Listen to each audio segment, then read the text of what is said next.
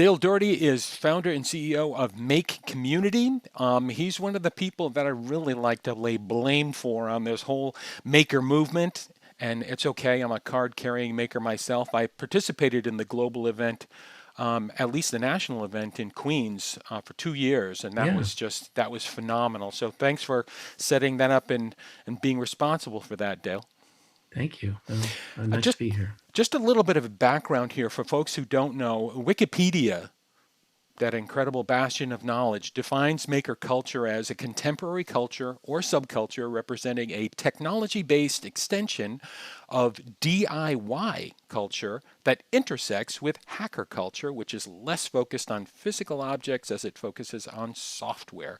And this culture revels in the creation of new devices as well as the tinkering with existing ones. If you go to the Maker Faire, you see everything. You see tie-dye shirts, you see drones, you see 3D printers, you see just unbelievable things. And you see performance art as well. It's just Mm. incredible stuff there.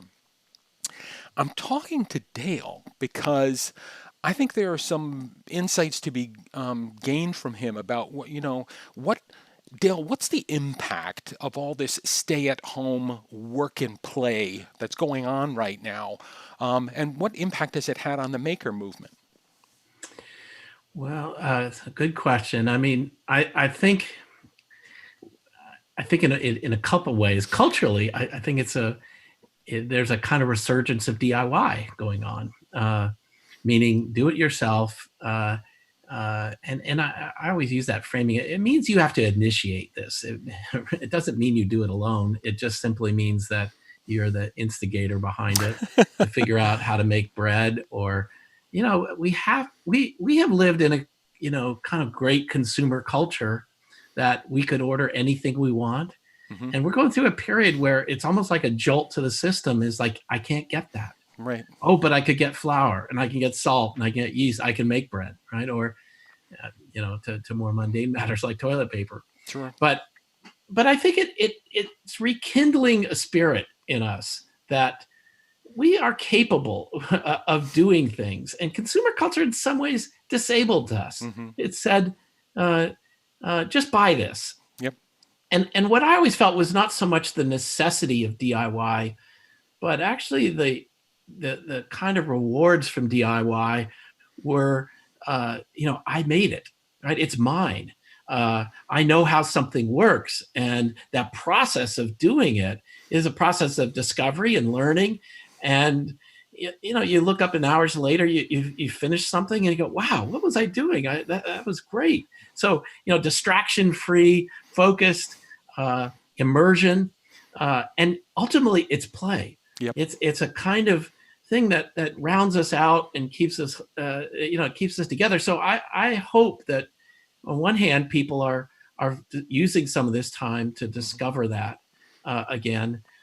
It's okay, it's out of necessity, but I think we learn to enjoy it. Just I think as maybe previous generations did things like gardening, they might have thought, well, I'm putting food away for another for the winter, but Sure. I think it's just being smart today to do this.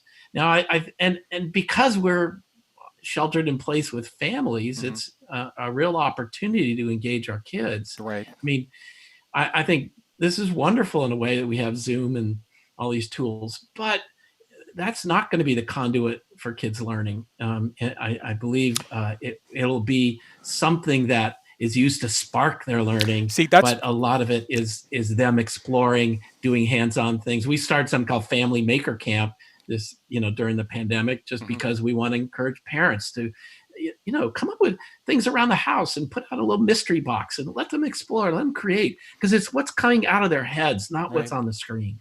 That was actually my follow-up question to that was, how can I guess I'm talking about formal education, but how can education embrace this moment? You know what I mean? To sort of foster growth and knowledge and creativity. Yeah. Well, it's a great question, and I think in many ways education has been turned upside down by this pandemic, and they're completely unprepared for it. I'm empathetic of those and teachers that are forced to teach over Zoom, but there's some breakthroughs that are happening in this, and we won't this is the largest experiment in the history of education, and nobody laid it out or figured it out. We're going to have to see what actually happened, what kids did, Mm-hmm. and how to, and I believe kids are naturally learning all the time. I mean, that's what John Dewey thought. It's Yep. not like, oh, we don't have a Zoom session, they're not learning, Yep. or we don't have Yep. a book for them, they're not learning. They're learning all the time. Yep. And someone like Montessori, I think, had the great ideas. What's the context? What are the conditions in which kids interact with objects? Mm-hmm. They develop a sense of the physical world, the ability to perceive things, and on that is like a foundation to build thinking and higher level Yep. abstract ideas. So I think we have to actually get back to some of those basics. Yes. Yes. Here, and it isn't really. But I think we've been distracted by education as a confinement on a campus. I know. And I wrote this thing many years ago called Smart Grid for Learning, and it was just the idea that, just as consumers, we used to be, our homes were connected to a power plant. Mm-hmm. Now they're connected to a power grid, Mm-hmm. so they can connect multiple sources, alternative sources of energy to the home. Mm-hmm. We need to think about education that way in the future, not just a school, but a community, and what are all the resources that are available to you.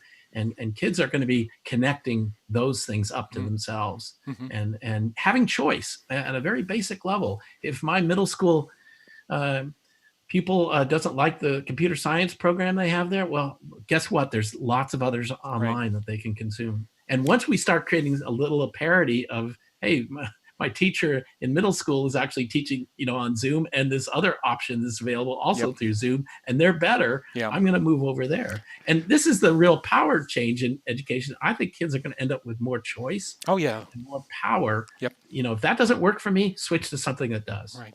My last question to you is a question I ask everybody is Dale, what lessons are we learning that we must not forget?